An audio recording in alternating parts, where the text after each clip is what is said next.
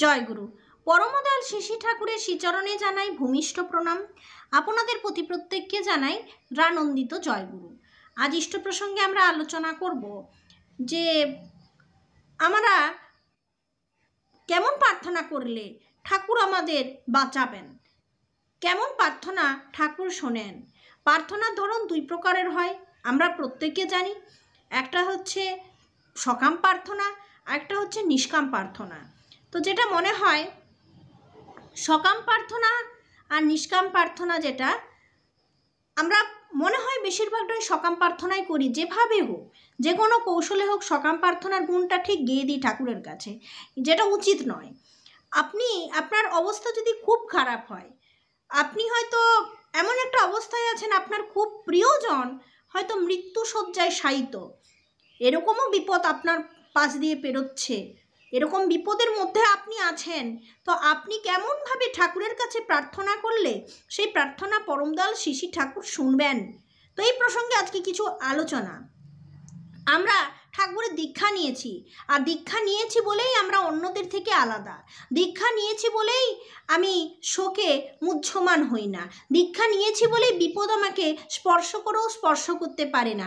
দীক্ষা নিয়েছি বলে আমি একা হয়েও একা নই, কারণ আমার সাথে আমি জানি ঠাকুর আছেন। ঠাকুরের সেই বীজ নাম আছে, যে বীজ নাম মনন করলে, স্মরণ করলে আমি মনে শক্তি পাই, সেই শক্তির টের পাই, যে শক্তিতে আমি আরও জীবনের পথের সামনের দিকে এগিয়ে চলবো সব কিছুকে কাটিয়ে।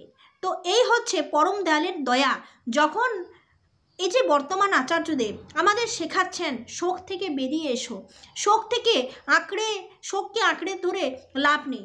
আমি সেদিন ঠাকুর বাড়ি থেকে ফিরছি, ঠাকুর বাড়িতে গিয়ে আচার্যদেবের মুখের দিকে তাকে বেশ কিছুক্ষণ বসে থাকতে একটা জিনিস বোঝা গেল, যে সেখানে কোনো কিছু নিবেদন ছাড়াও উত্তর পাওয়া যায়, এটা আমি বুঝতে পেরেছি। আপনার মনে কিছু প্রশ্ন আছে, আপনি অবশ্যই সেখানে গেলে উত্তর পাবেন। এক মা আচার্যদেবের কাছে গেছেন, প্রশ্ন করছেন যে তোমার প্রথম বাচ্চা হয়, বাচ্চা হওয়ার পর কিছুদিন বাচ্চাটা প্রায় থেকে মারা যায়, তারপর থেকে আমি আর বাচ্চা নিইনি। তো এই প্রসঙ্গে আচার্যদেবের কি মতামত তিনি জানতে চাইলেন, দ্বিতীয়বার বাচ্চা নেবেন কি নেবেন না। এই প্রসঙ্গে সেই মাও খুব চিন্তিত। যেই প্রসঙ্গটা নিবেদন হলো, আচার্যদেব বলছেন তোমার কাছে দুটো পথ আছে। কি পথ আছে? এক হচ্ছে তুমি সেই যে বাচ্চা চলে গেছে তার ছবিতে ধূপ জল দাও, তাকে দুবেলা দেখো এবং সেই ফটোটাকে নিয়ে তুমি থাকো। আর একটা পথ আছে, সেই পথটা হচ্ছে তুমি আরেকটা পথ তোমার কাছে আছে, যে তুমি ডাক্তারের পরামর্শ নিয়ে সেই শোক থেকে বেরিয়ে এসে আবার নতুন করে একটা বাচ্চা নাও। তো কোনটা করবে? আচার্যদেব ঘুরে প্রশ্ন করলেন ওই মাকে, তুমি কোনটাকে বেছে নেবে দুটো পথের মধ্যে? তো আচার্যদেবকে বললেন আমি আবার ডাক্তারের সঙ্গে পরামর্শ করব এবং পরামর্শ করে আরও একটা নতুন বাচ্চা নেব। তো এই পরামর্শ স্থির করলেন। তাহলে আচার্যদেব আমাদের সবসময় আনন্দে থাকতে বলেছেন, আমাদের ভালোতে থাকতে বলেছেন, মুহ্যমান হতে নিষেধ করছেন। বারংবার তিনি বলছেন সামনের দিকে এগিয়ে চলো, জীবন মানে থেমে থাকা নয়। প্রার্থনা ঠাকুরের কাছে কেমনভাবে করব তিনিই শিখিয়ে দিয়েছেন আমাদের। শুধু আজকে আচার্য পদে আসীন হয়ে নয়, যখনই বর্তমান আচার্যদেব আগে বক্তব্য দেওয়ার জন্য উঠে দাঁড়াতেন, তখন তার শ্রীমুখ থেকে বিভিন্ন ধরনের উৎসাহ বাক্য আমরা শুনেছি, প্রথম থেকেই শুনে আসছি। যদি আপনারা আগের আলোচনা প্রসঙ্গ পড়েন তাহলে বুঝতে পারবেন। তো যাই হোক, আমি আপনাদের বলবো যে ঠাকুরকে নিয়ে মানুষ কতখানি আনন্দে থাকে। পৃষ্ঠা পড়ছি, এটা ডাক্তার রাজেশ চৌধুরী লিখেছেন, আর এই পৃষ্ঠার নাম হচ্ছে বিশ্বাস। সত্যানুসরণে তিনি বললেন তোমার সব অবস্থার ভিতর তার মঙ্গল ইচ্ছা বুঝতে চেষ্টা করো। আমরা বিশ্বাস করি আমার জীবনে ভালো মন্দ দুঃখ কষ্ট যাই ঘটুক না কেন, জীবনের প্রত্যেকটি ঘটনার পেছনেই তার মঙ্গল ইচ্ছা রয়েছে। শুধু বিশ্বাসই করি না, বাস্তবে তা অনুভবও করি। সেই অনুভব আমার বিশ্বাসকে আরও পাকা করে দেয়। কোথাও যাওয়ার পথে রাস্তায় হোঁচট খেয়ে আঙুলে ব্যথা পেলে ভাবি হয়তো সেখানে গেলে আমার পা ভেঙে যেত। ঠাকুরের দয়ায় শুধু আঙুলের উপর দিয়ে বিপদ কেটে গেল, তাতে আমি কাতর হই না, আমি কষ্ট পাই না। এমনকি ছেলে অসুস্থ হয়ে মৃত্যু শয্যায় শায়িত, বাবা ঠাকুরের কাছে প্রার্থনা করছেন ঠাকুর তোমার ইচ্ছায় পূর্ণ হোক, আমার ছেলে সুস্থ হলে যদি তার মঙ্গল হয় তবে তাই হোক, তার মৃত্যুই যদি তার মঙ্গলদায়ক হয় তবে প্রভু যেন তাই হয়। এই যে ঠাকুরের উপর সব কিছুটা ছেড়ে দেওয়া, এই প্রার্থনা আপনারা করুন, এই প্রার্থনাই আপনারা করুন। গভীর বিশ্বাস থেকে আসে এই নির্ভরতা, এই সমর্পণ, এই ভাব। তখন শত চেষ্টা সত্ত্বেও ছেলে মারা গেলে বাবা কাতর হয়ে দুঃখে কষ্টে জীবনের ভারসাম্য হারিয়ে ফেলে না, তার জীবনের গতি অটুট থাকে। তা না হলে পুত্র বিয়োগের শোক ভুলাতে মদ বিড়ি গাঁজা ডুবে যায় অনেকেই। পুত্র বিয়োগের শোক ভুলাতে মদ বিড়ি গাঁজাতে ডুবে যায় অনেকেই, জীবনের গতি থেমে যায়। আমরা নিজেকে ভুলে থাকার জন্য নেশার আশ্রয় নিই, অনেকেই কষ্টে নেশার আশ্রয় নেই। তো কষ্টের মধ্যে দিয়েও মানুষ অনেক উন্নতি করতে পারে, এটা আচার্যদেব বারংবার দেখিয়ে দিচ্ছেন।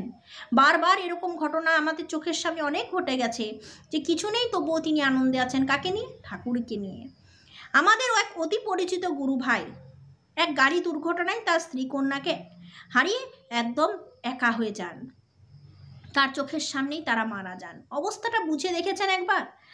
কিন্তু সেই দাদা এখনও এই বয়সেও জীবনের এত বড় শোকের পরেও আচার্যদেবের নির্দেশে নানা ইষ্টকাজে আরও ব্যাপৃত হয়ে পড়েন, বেশ উৎফুল্লতার সাথে জীবন কাটাচ্ছেন। ইষ্টের প্রতি গভীর বিশ্বাস আর নির্ভরতা থেকেই তা সম্ভব। তার সকলেই মারা গেছে, সব কিছু তার জীবনের শেষ, সেও তো যেমন তেমন করে বেঁচে থাকতে পারে, কিন্তু না, সে ভালোতে আছে এবং উৎফুল্লের সঙ্গে কিভাবে তার দিন পেরিয়ে যাচ্ছে সে নিজেও টের পাচ্ছেন না। আচার্যদেবের আশীর্বাদে, ঠাকুরের কাজে। আমার মনে হয় জীবনে একমাত্র সুখ হচ্ছে ঠাকুরের কাজে। আপনি ঠাকুরের কাজ করুন, দেখুন আপনার মন কত ভালো থাকবে, শারীরিক মানসিক কোনো অশান্তি আপনাকে কষ্ট দেবে না। ঠাকুর বলেন, কর্ম বিশ্বাসের অনুসরণ করে যেমনতর বিশ্বাস কর্ম তেমনতর। পরীক্ষায় আগের দিন আমার মাস্টারমশাই 20টা অঙ্ক দিয়ে বললেন, এগুলি ভালো করে করে ফেলিস, পরীক্ষায় আসতে পারে। আমি তাকে বিশ্বাস করি এবং রাত জেগে হলেও তার দেওয়া অঙ্কগুলি করে ফেলি। পরীক্ষায় গিয়ে দেখলাম সব অঙ্কই সহজ। আর যদি মাস্টারমশাইকে বিশ্বাস না করি, তবে তার দেওয়া অঙ্কগুলি পরে শিখব ভেবে আমি আমার বুদ্ধি অনুযায়ী অন্যান্য অঙ্ক আগে শিখে শেষ করে ফেলতে চেষ্টা করি। মাস্টারমশাইয়ের অঙ্কগুলি করার সময় পেলাম না, পরীক্ষার হলে গিয়ে হাত কামড়াচ্ছি, কেন মাস্টারমশাইয়ের দেওয়া অঙ্কগুলি ভালো করে অভ্যাস করে নিয়ে আসলাম না। তেমনি দীক্ষান্তে শ্রী ঠাকুরকে বিশ্বাস করে তার কথা মতো রোজ ইষ্টভীতি সস্তয়িনীর নাম ধ্যান প্রার্থনা করে আসছি, সদাচার পালন করে আসছি, যজন যাজন করি, সস্তয়িনী ব্রত গ্রহণ করি, নিরামিষাশী হয়েছি, যা যা করার করছি।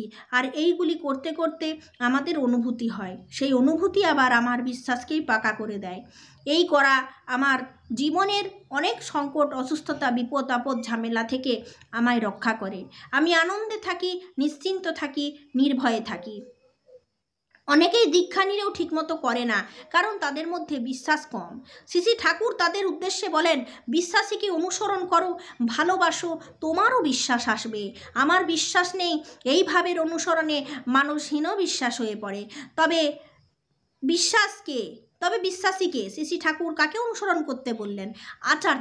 আচার্যই হলেন শ্রী ঠাকুর উপর সর্বাধিক বিশ্বাসী, তিনি তাকে জীবন্ত অনুভব করেন। আচার্যকে আমি যত ভালোবাসি, অনুসরণ করি, আমি ততই ঠাকুরকে বিশ্বাস করতে শিখি, ততই আমি ঠাকুরের হয়ে উঠি। এরকমভাবে শ্রী ঠাকুর বারবার বলেছেন। এখানে মাস্টারমশাইয়ের তুলনা দিয়েছেন, মাস্টারমশাইয়ের সঙ্গে তুলনা করেছেন। এই যে অঙ্ক শেখার ঘটনাটা বললাম, আমি যে ঋত্বিক দাদার কাছে দীক্ষা নিলাম, ঋত্বিক দাদা আমাদের কী কী করতে বললেন? ভোরে উঠতে বললেন, ইষ্টভীতি করতে বললেন, নাম ধ্যান করতে বললেন, 5টা মানুষকে ঠাকুরের কথা শোনাতে বললেন, ঠাকুরের বই পড়তে বললেন, এগুলো আমাকে করতে বলেছে। দেখি না এগুলো করে ফল পাই কি না। তাহলে এগুলোই আমাদের প্রত্যেক দিন করণীয়। আর যে কথাটা আমি আপনাদের বললাম সেটা হচ্ছে এই প্রার্থনা। আপনি ঠাকুরকে এই কথাগুলো বলুন যে, ঠাকুর তোমার ইচ্ছা মঙ্গল, তুমি যা করবে তাতেই আমার প্রস্তুত, তাতে আমার প্রিয়জন যদি আমার থেকে বিয়োগ হয়ে যায় আর তাতেই তোমার ইচ্ছা থাকে, তো তাতেই আমার মঙ্গল। এইরকম প্রার্থনা আপনাকে যে কোনো মুহূর্ত, যে কোনো অবস্থা থেকে আপনাকে রক্ষা করবেই করবে। আর ঠাকুর যে আছেন এই ভাবটা আপনি আপনার মনের মধ্যে রাখুন।